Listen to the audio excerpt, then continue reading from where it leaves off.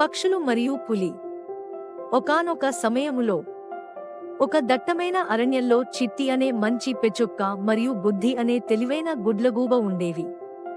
అవి మంచి మిత్రులు, అడవిలో జరిగే విషయాలను చర్చించుకునేవి. ఒకరోజు ఒక క్రూరమైన పులి ఆ అడవికి వచ్చింది. అది చాలా తెలివైనది, ఇతర జంతువులను మోసం చేసి వేటాడేది.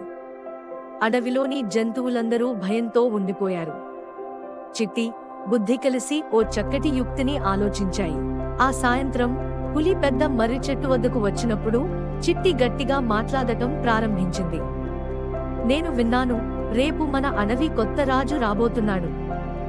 అవును, ఈ కొత్త రాజు పులిల కంటే ఇంకా బలవంతుడని అందరూ అంటున్నారు. పులి పొదల్లో దాగి వినిపించిన ఈ మాటలను విని భయపడింది. ఒకవేళ నన్ను తినగలిగే పెద్ద రాజు వస్తున్నాడంటే నేనిక్కడ ఎందుకు ఉండాలి అని అనుకుంది. అది ప్రాణభయంతో అక్కడి నుంచి పారిపోయింది. అప్పుడు అడవి జంతువులందరూ ఆనందించారు. చిట్టి, బుద్ధిని మహానాయకులుగా పొగిడారు. నేర్చుకోవాల్సిన పాఠం: బలానికంటే తెలివే గొప్పది.